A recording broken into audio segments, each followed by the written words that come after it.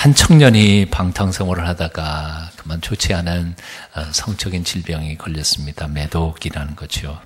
남몰래 치료를 하다가 완쾌된 줄 알고 좋은 아가씨 만나서 행복한 가정 꾸려서 결혼했습니다. 완쾌된 줄 알았는데 그 매독균이 아내가 첫 아이를 출산하는 그 시기에 갑자기 재발돼서 산모는 아이를 낳다가 죽습니다. 그리고 아이는 목숨은 건졌지만 태어나는 그 순간부터 이 오른쪽 눈이 짓물러서 왼눈으로 태어납니다. 사랑하는 아내가 죽고 태어나는 아이가 그 모양이 된 것을 바라봤던 이 청년은 그만 자기 방으로 돌아와서 권총으로 머리를 쏴서 자살을 합니다. 이야기는 여기서 끝나지 않습니다. 자신이 태어나던 그날 바로 아빠 엄마가 세상을 떠나고 자기는 왼눈으로 태어난 불구자로 고통을 겪으면서 세상을 저주하면서 나이가 먹어갑니다. 그러다 결국 자기 자신을 어찌할 수가 없어서 버팔로 시찰 왔던 당시 미국 25대 대통령이었던 윌리엄 맥킨리를 환영하는 인파 속에서 숨어 있다가 권총을 뽑아서 그를 암살해서 죽입니다. 무슨 원한이 있었거나 이유가 있었던 건 전혀 아니었습니다. 그냥 죽인 거죠. 당시 미시간주의 주지사였던 디킨슨이라고 하는 분이 이 비극을 바라보다가 자기가 몇 줄을 적어놨습니다. 아주 신실한 크리스찬이었고 교회의 역할에 대하여 심각하게 생각하던 사람이었던가 봅니다. 그는 이렇게 적습니다. 교회가 한 청년의 방탕을 건져내지 못함으로 해서 최소 4가지의 비극이 한꺼번에 발생하고 말았다. 첫째, 젊은 시절의 방탕생활로 사랑하는 아내와 아들을 잃고 한 청년이 죽어갔다. 물론 자신의 잘못과 실수였지만 사실 그렇게 한 목숨 끊기에는 너무 처절한 삶이 아니었던가, 비극이었다는 거지요. 둘째로 죄 없는 한 젊은 엄마는 영문도 모른 채 죽어갔다. 사랑하는 남자 이유도 모른 채, 자기가 왜 죽는지도 모른 채 출산하면서 죽어갔습니다. 세 번째, 아버지 때문에 성병에 감염된 외눈아기. 그는 결국은 세상을 저주하다가 사형장의 이슬로 떠나갑니다. 비극이죠. 네 번째, 존경받던 정치가 맥킨리 대통령. 자신도 아무런 이유 없이 억울하게 죽어가야 했다. 이 4가지의 비극. 그는 이렇게 적어놨습니다. 우리는 여기 이 사건 속에서 아주 중요한 진리 한 가지를 발견하게 됩니다. 그것은 뭔고 하니 한 사람의 죄는 그 한 사람의 죄로 끝나지 않는다는 사실입니다. 동의하세요? 한 사람의 죄는 그 한 사람의 죄로 그냥 끝나는 게 아니라는 겁니다. 죄는 유전되고 전염되면서 수많은 사람들을 불행하게 만들고, 그리고 종국에는 전 인류를 비극으로 몰아넣는다는 사실입니다. 이게 바로 죄의 속성이지요. 가끔 우리는 어려운 일을 만나거나 비극적인 사건들을 접하게 되면 깊이 생각하지도 않고 이렇게 대뜸 하나님께 불평을 대합니다. 왜 하나님은 세상을 이렇게 만들어 놓으셨을까? 좀 좋게 만들지. 또는 공평하신 하나님이 왜 이렇게 불공평하게 사람들을 대하는 것일까? 라고 말합니다. 하지만 조금만 깊이 우리들의 비극의 원인을 따져서 깊이 찾아 들어가다가 보면 사실은 인간의 거의 대부분의 모든 비극들이 인간 자신이 만들어낸 비극이라는 사실을 우리는 깨닫게 된다는 거죠. 왜 지구상에 이렇게 굶어 죽는 사람 많을까요? 1년에 1000만 명이래요. 하루에 2만 명 이상 굶어 죽어가는 거죠. 비극적인 거 아니에요? 왜 하나님은 이런 세상을 만들어 놓으셨을까? 근데 전문가의 연구에 의하면요, 지구상에서 거둬들이는 식량은요, 모든 70억 인구를 다 먹이고도 남는다는 거예요. 문제는 뭐예요? 한쪽은 굶어 죽어가고 있는데 또 다른 한쪽은 너무 많이 먹어가지고 다이어트 하느라고 돈 많이 쓰잖아요. 이게 불공평한 거죠. 이게 하나님이 잘못하신 거예요. 남한에서 우리가 밥 먹고 그냥 무심결에 버리는 이 음식물 쓰레기, 이것들만 절제해가지고 잘 모아놓으면 사실은 어떻게 보면 북한 동포들 굶어 죽어가는 거 얼마든지 그것 가지고도 충분히 먹고 살 수 있다는 거지. 이런 점에서 우리가 참 음식물 함부로 그렇게 버릴 게 아닌 것 같아요. 자, 선진국에서는 우리가 애완용 동물을 여러 가지로 먹이죠. 고기도 먹이고요. 사실 무식해가지고 미국에서 애완용 동물 그 통조림인지 모르고 사람이 그 라면에다 넣어갖고 끓여 먹는 경우도 있잖아요. 그래도 맛있어요. 그게 뭔데요? 예. 이런 점에서 가만히 생각해 보면 애완용 강아지나 아니면 고양이에 들어가는 사료 이런 것들이 배고파 굶어 죽어가는 저 아프리카나 이런 사람들, 한쪽에서는 사람이 죽고 있는데 그 애완용 동물을 먹인다고 그렇게 소비하는 거 생각해 보면 사실 우리 예수 믿는 사람들이 귀엽다고 이쁘다고 애완용 동물 키우는 것도 좀 심각하게 생각해 키우지 말라는 게 아니고요. 심각하게 생각해 봐야 할 이유가 있다는 거죠. 여러분, 애완용 동물 키우느라고 이제 음식 사다 주시면요. 한 마리 키우는데 한 10분 정도의 저 아프리카에서 굶어 죽어오는 아이들에게 양식 좀 보내세요. 강아지도 먹이면서 사람 죽어가는데 안 보내면 말이 안 되는 거 아니에요? 국제식량농업기구에 그 전달하는 그 밀가루나 쌀이 제대로 굶어 죽어가는 사람들에게 전달만 돼도 이런 비극이 어느 정도 준다는 거예요. 왜냐하면 아시는 것처럼 아프리카의 국제식량농업기구에서 이렇게 다 보내주면 그걸 정부의 고위 관리들이 그걸 가난하고 굶어 죽어가는 사람들에게 배달하는 게 아니라 싹 가로채가지고 외국으로 다시 팔아넘겨서 그걸 부를 쌓아놓고 있는 거지요. 뭐예요? 자, 하나님이 잘못하신 거예요? 인간의 이기심과 탐욕이 사람들을 굶어 죽게 하고 있는 것이에요. 오늘날 자주 일어나는 이상기온이나 혹은 지진이나 홍수나 재난이나 얼마 전에도 일어났던 필리핀의 그 태풍으로 말미암은 수많은 사람들이 어려움을 겪었는데요. 그거 바라보면서 우리는 너무 가볍게 하나님이 참 너무하시지 그러고 얘기합니다만 이것도 전문가들에 의하면 인간의 이기심과 끝없는 욕망으로 인하여 자연을 난개발한 거예요. 그리고 자연을 파괴하고 생태계를 위협하다가 보니까 이상기온이 나타나고 그 대가, 자연 생태계를 파괴한 대가를 우리는 지금 이렇게 지불하고 있다는 것이죠.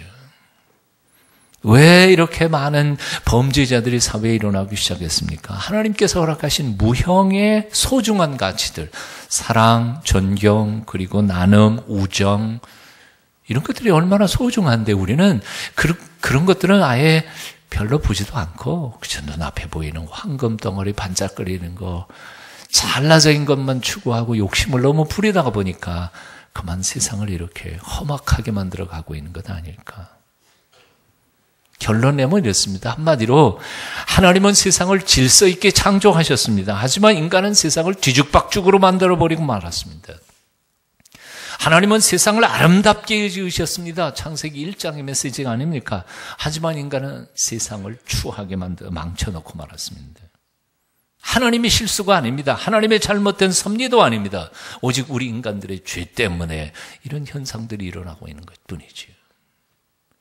존 F 케네디의 아버지가 술 공장을 차려서 술을 많이 만들어서 돈을 많이 벌어 거부가 됐다고 그랬지요. 하지만 인생 황혼기에 자기 아들, 딸들이 비참하게 죽어가고 고통당하는 모습을 보면서 후회를 무진장 많이 했다고 그랬지.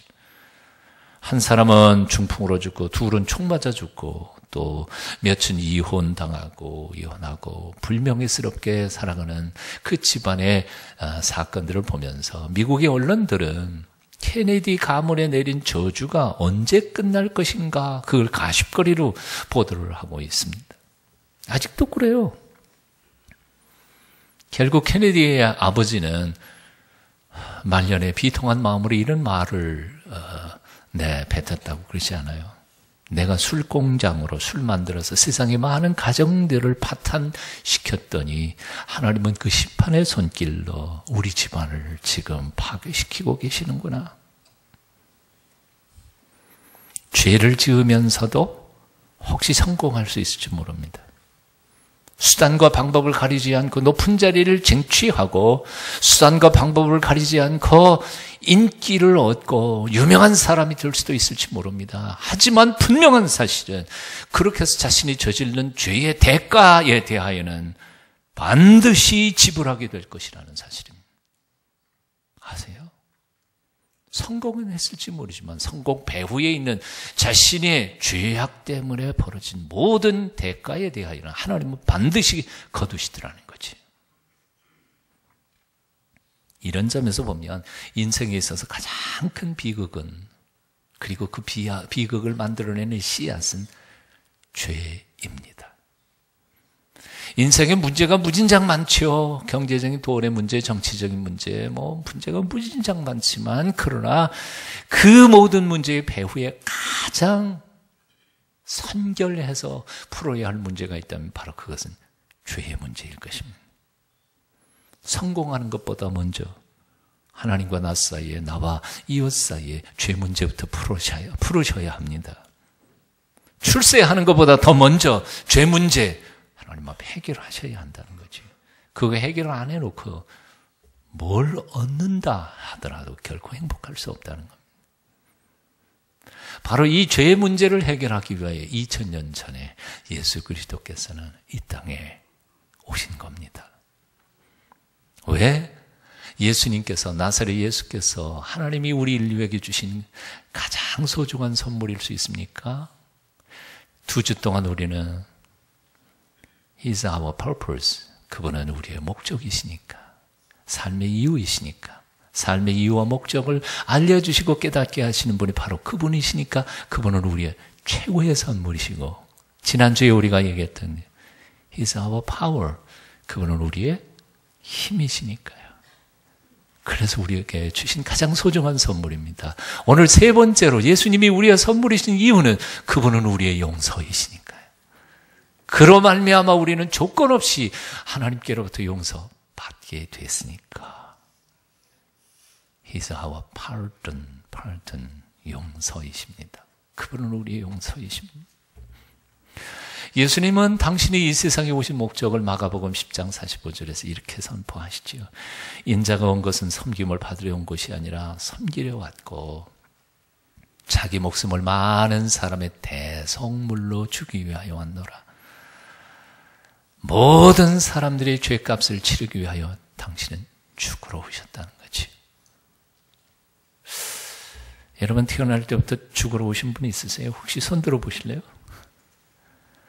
인생 모든 사람들은 살러 오지 죽으러 오지 않아요. 그러나 역사 속에 딱 한 번, 태어나실 때부터 죽기로 작정하고 죽을 목적으로 오신 분 딱 한 번, 예수 그리스도. 죽으러 오신 예수. 당신이 죽어 우리를 살리러 오신 예수. 그분이 바로 이 성탄절에 오시는 메시아 예수 그리스도이십니다. 그분은 우리의 심장에서 일어나는 불신의 죄를 지시고 창으로 심장에 찔리셨습니다. 그분은 우리의 손으로 지은 죄를 짊어지시고 양손에 대못이 박히셨고 우리 두 발로 지은 죄를 감당하시기 위하여 양발이 포개어져서 못 박히셨습니다. 우리의 입으로 지은 죄들을 인하여 그분의 입술은 몹시 갈아졌습니다. 그래서 이제 그분으로 인하여 우리는 모든 죄를 다 용서받았습니다. 그분 안에서 우리는 자유함을 얻게 되었습니다. 죄를 이기게 되었습니다. 믿습니까? 믿으셔야 돼요. 아직도 목소리가 약한 거 보니까 못 믿는 것 같아. 이 예수 그리스도로 말미암아 우리가 용서를 받았기 때문에, 그래서 예수님을 마음속에 모신 사람들은 마음의 무거운 짐이 다 사라져 버립니다. 죄책감, 죄의식, 자기를 억누르고 있는 양심의 가책과 불안과 공포에서부터 자유함을 얻습니다. 왜? 용서받은 것을 우리는 믿으니까요.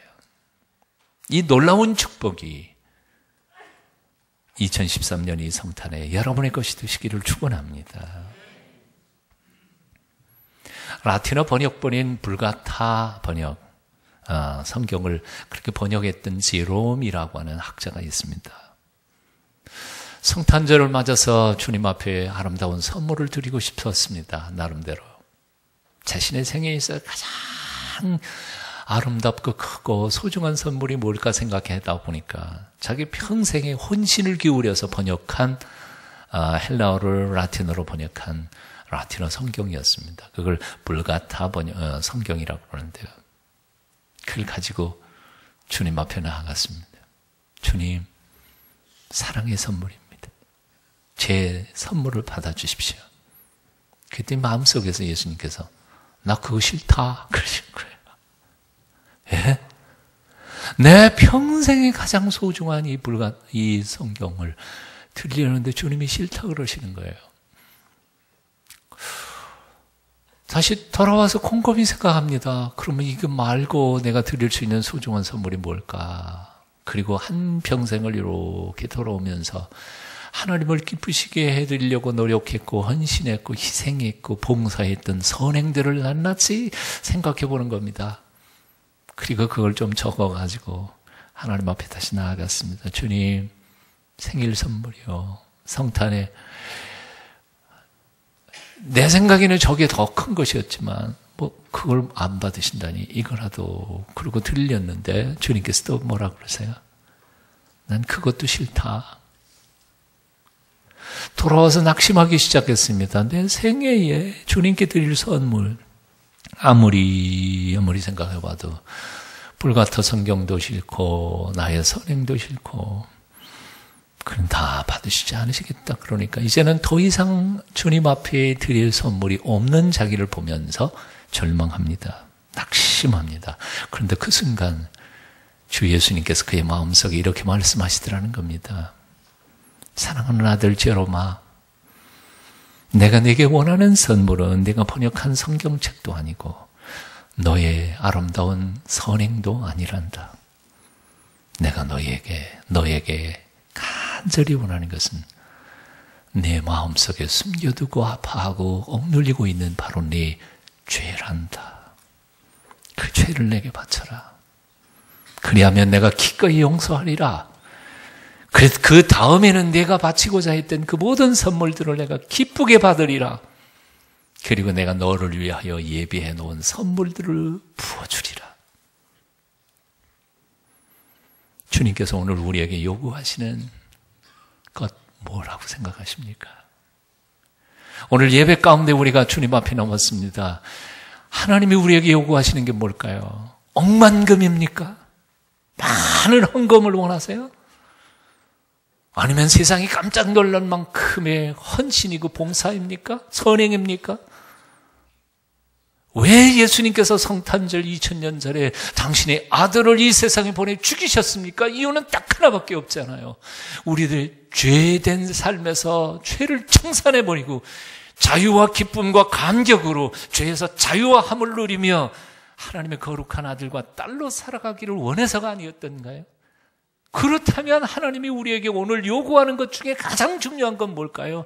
우리의 죄입니다. 우리의 죄책감입니다. 죄의식입니다. 십자가 왜 매달아놨어요? 멋있으라고요? 아니요. 십자가 저거 바라보면서 내가 너를 위해 죽었노라. 그러니 너희 죄는 용서받았다. 내놔. 여러분 속에 여러분을 괴롭히고 있는 죄를 회개하십시오. 마음속에 부담이 되고 무거운 죄책감을 가지게 하는 그것을 주님 십자가 앞에 그냥 내려놓으십시오. 용서하시는 주님의 은총을 경험하실 수 있기를 축원합니다. 우리 죄를 짊어지시고 대속죄물로 돌아가신 예수님을 믿는다 하면서도 너무너무 많은 그리스도인들이 아직도 죄책감이 시달리면서 살아가요. 예? 얼마나 하나님이 답답하시겠어요?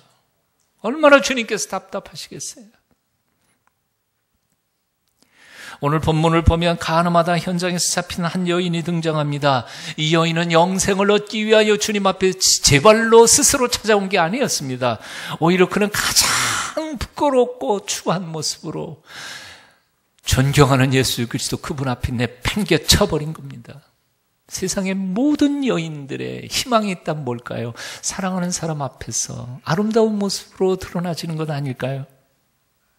존경하는 사람 앞에 선한 모습으로 드러나지고 싶지 않겠어요? 그런데 이 여인은 가늠하다 현장에서 잡혀서 옷이라도 제대로 걸쳤겠습니까? 질질 끌려와가지고 그 추한 모습으로 평소에 그렇게 사랑이 풍성하시다는, 그렇게도 존경하고 한 번쯤은 만나보고 싶었던 예수 그분 앞에서 그렇게 추한 모습으로 땅바닥에 내팽개쳐진 겁니다.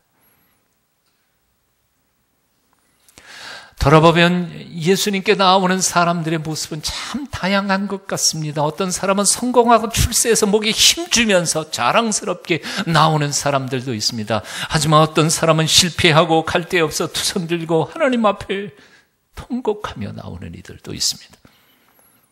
어떤 사람은 경건한 구도자의 모습으로 진리를 깨우치기 위해서 당당하게 나오지만 어떤 사람은 지난날 허물과 죄 가슴을 두드리며 남에게 들킬까 봐 마음 저리며 주 앞에 무릎을 꿇는 이들이 있습니다.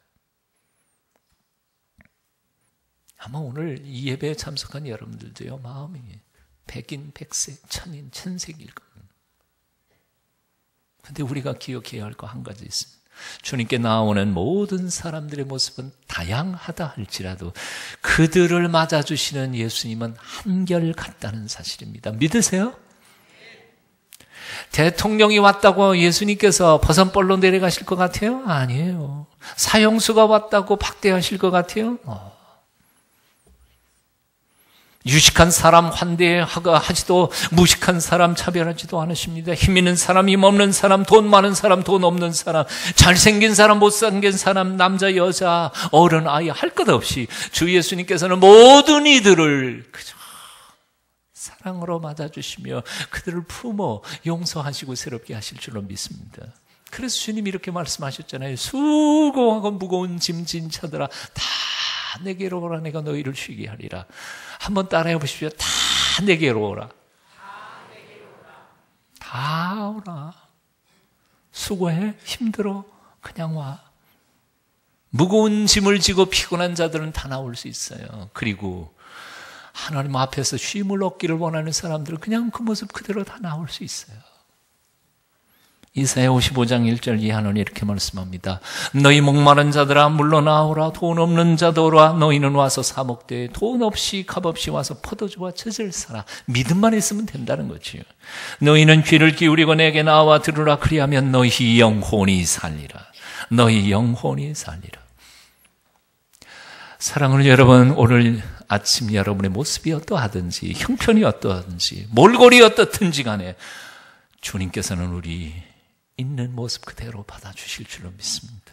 이 믿음 가지고 주 앞에 나아가십시다. 고등학교 시절이었던, 청년 시절이었던, 지금 한 30년 이상 목회를 하고 지금 어느 정도 늙은 지금이던 제가 너무너무 좋아하는 찬송이 하나 있어요. 내 모습 이대로 주 받으옵소서. 나 위해 돌아가신 주 날 받으옵소서. 내 모습 이대로 주 받으옵소서. 나 위해 돌아가신 주 날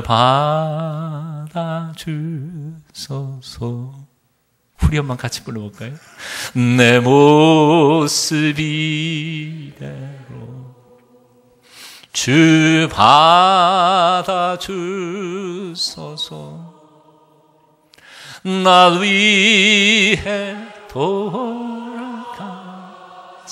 주 날 봐주소서. 아멘. 서기관과 바리새인들은 가나마다 현장에서 잡힌 여인을 끌고 주님 앞에 패대기 치고 소리를 칩니다. 선생이여, 이 여자가 가늠하다가 현장에서 잡혔나이다. 모세는 율법이 이러한 여자를 돌로 치라 명하였거니와 선생은 어떻게 말하겠습니까? 모세의 율법, 그야말로 레위기 20장 10절은 말씀합니다. 누구든지 남의 아내와 간음하는 자, 곧 그 이웃의 아내와 간음하는 자는 그 간부와 음부를 반드시 죽일지니라. 조건이 따로 있지 않아요. 반드시 죽일지니라. 신명기 22장 23절, 약혼한 여자가 성읍 중에서 간음하였을 때에는 그 여자와 그 남자를 함께 성문 밖으로 끌어내고 돌로 쳐 죽이라. 한마디로 예수님 앞에 끌려온 이 여자는 이미 죽은 목숨이었습니다. 하지만 예수님께서는 둘러선 군중들을 향하여 이렇게 말씀하셨습니다. 너희 중에 죄 없는 자가 먼저 돌로 치라. 너희 중에 죄 없는 자가. 아무도 감히 그 여인을 칠 수 없었습니다. 스스로 자신이 죄인이라는 것을 알고 있었기 때문이겠죠. 하나씩 둘씩 다 도망가 버리고 말았습니다. 주님은 여인에게 이렇게 묻습니다. 여자여, 너를 고소하던 자들이 어디 있느냐? 너를 정죄한 자가 있느냐? 여인이 대답합니다. 주여, 하나도 없나이다. 예수께서 여인에게 말씀하십니다. 나도 너를 정죄하지 아니하노니 그러므로 가서 다시는 죄를 범치 말라. 나도 너를 정죄하지 아니하노니. 하늘과 땅 천지간에 유일하게 죄인을 심판하실 수 있는 단 한 분이신 예수 그리스도, 그분이 나도 너를 정죄하지 않는다 선언하셨는데 누가 감히 그 여인을 정죄할 수 있겠습니까? 여기에 하나님의 무한한 용서가 있습니다. 이 본문을 묵상하던 성 어거스틴은 이렇게 한 줄을 적어놓습니다. 여기에 엄청난 비극이 있다.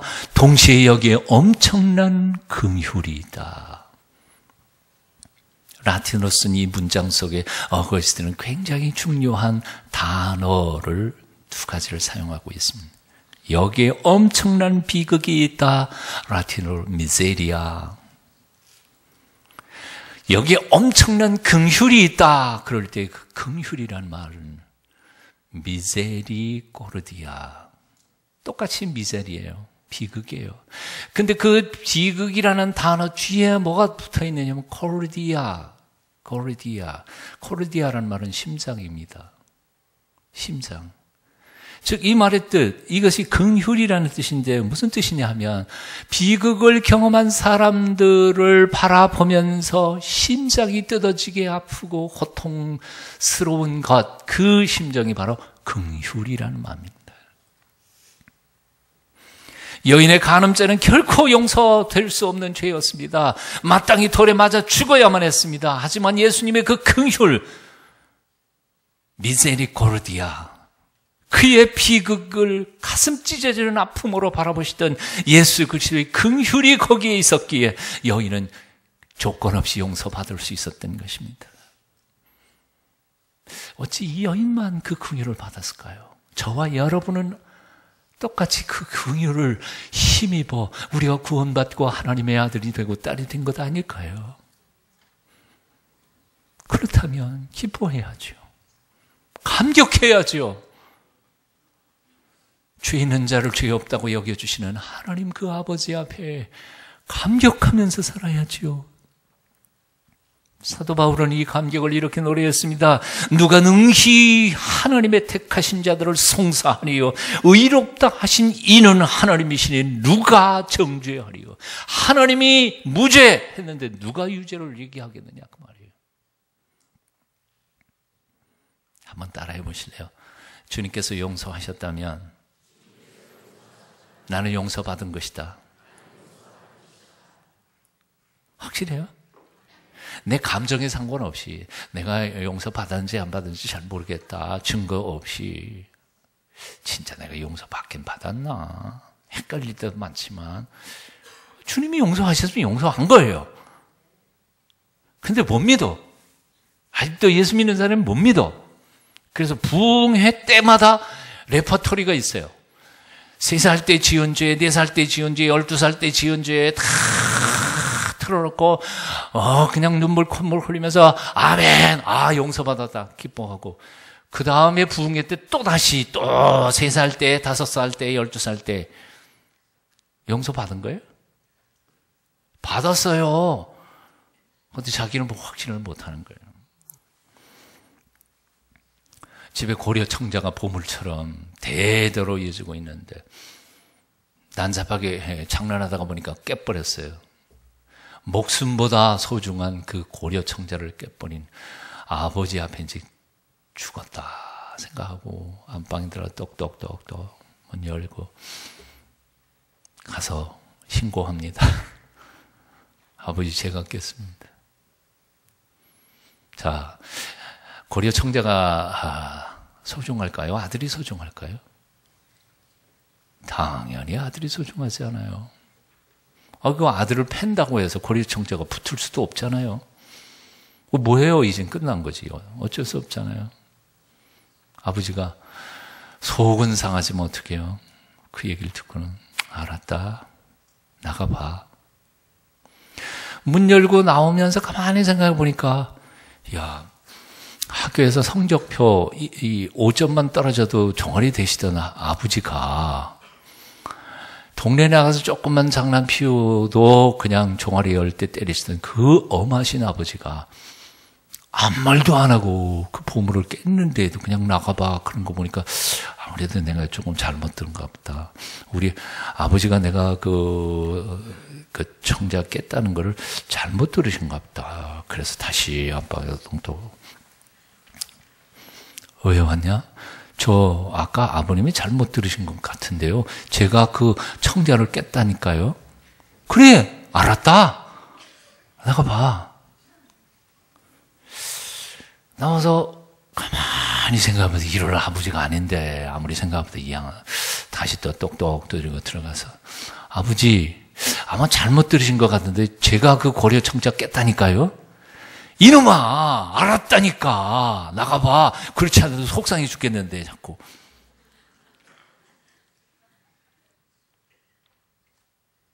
어떻게 해요? 예수 그리스도의 보혈의 능력이 우리의 모든 허물과 죄를 씻어주실 수 있음을 믿습니까? 믿으셔야 돼요.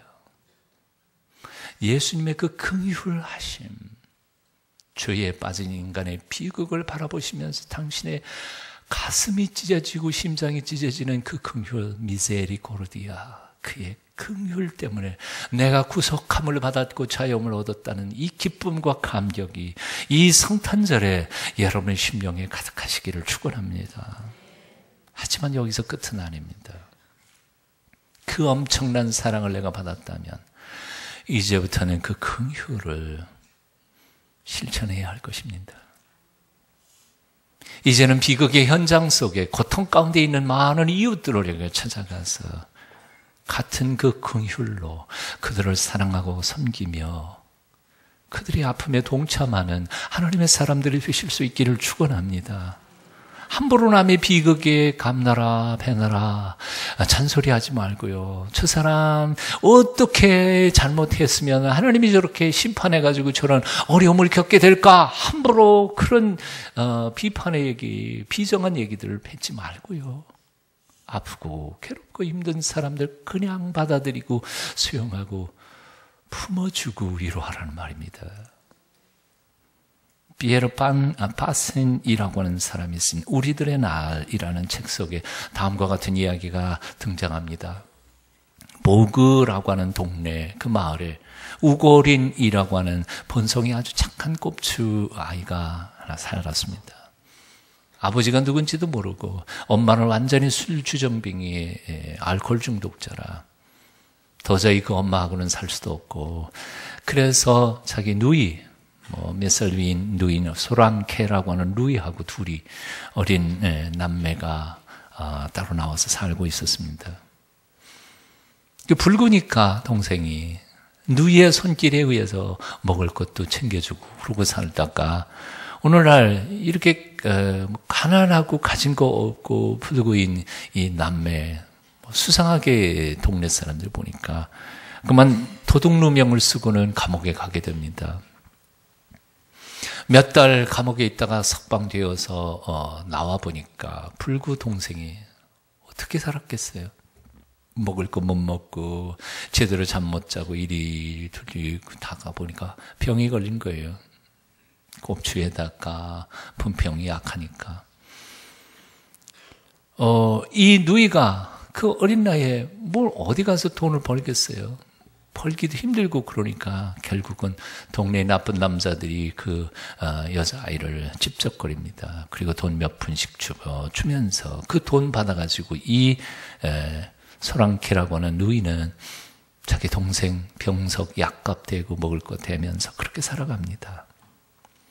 그러던 어느 날 이 몰지각한 동네 친구들이 이 우골인 이 곱초 아이를 동네 한복판에 풀어다 놓고는 죽여 패면서 돌아가면서 야유를 퍼붓습니다. 야, 우리가 다 네 누이 연인이란다. 우리가 1프랑 2프랑 줘서 너 먹고 사는 거야. 그 얘기를 듣는 순간 얘 눈이 뒤집혀져 버립니다. 그렇게 두들겨 맞는 현장에 그 마을에 혼자 있는 나이 많은 신부님 한 분이 그 현장을 봤습니다. 동네 사람들 다 그 친구들을 쫓아내고는 그 아이를 데리고 와서 몸을 이렇게 응급처치해서 살려내는데 그날 밤으로 이 아이는 수치심에 견딜 수가 없어서 동네 앞에 있는 강물에 가서 몸을 던져서 죽습니다. 물에 빠져 죽은 이 동생의 시신을 건져내고 통곡하며 울던 그 누이 소랑케도 결국은 그날 함께 사살하고 맙니다. 늙은 이 신부님이 이 어린 남매를 예배당에 데리고 와서 장례식을 치러 주려고 하면서 비통하게 이렇게 말합니다. 이 어린 것들은 자살한 게 아니라 긍휼이 없는 비정한 사회가 살해한 것입니다. 그리고는 장례식을 치르려고 합니다. 불쌍한 아이들의 장례식이 교회에 있다 그러니까 온 동네 사람들이 새까맣게 몰려왔습니다. 신부는 장례식 설교에서 이렇게 통곡하며 선포합니다.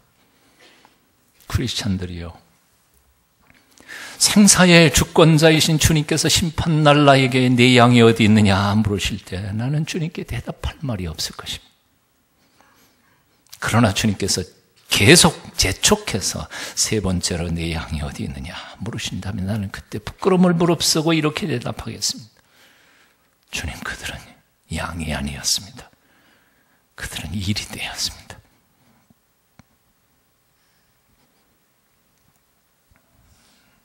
혹시 우리에게는 그 보구 마을 동네 사람들처럼 그렇게 비정한 모습은 없을까요? 오늘 주님께서 우리의 모습을 바라보실 때 과연 우리는 순한 양일까요? 아니면 비정하고 긍휼이 없는 일이 때일까요? 지금도 고통당하는 우리의 이웃들을 바라보면서 우리는 얼마나 긍휼의 마음을 품고 그들을 사랑하며 섬기며 도와주고 있는 것일까요? 날씨가 점점 추워지고 있습니다.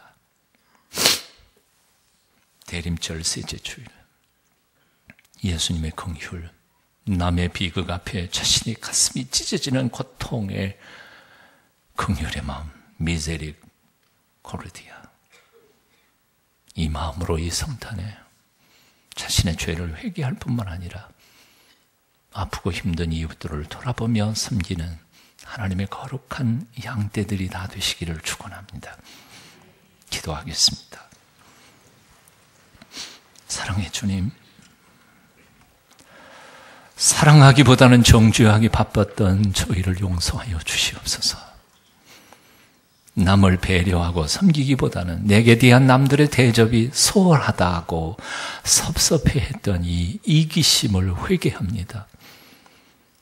조건 없이 받은 주님의 긍휼과 그 사랑과 용서를 기억하면서 그렇게 주님처럼 온전히 우리 곁에 있는 이들을 사랑하며 섬기게 도와주시옵소서.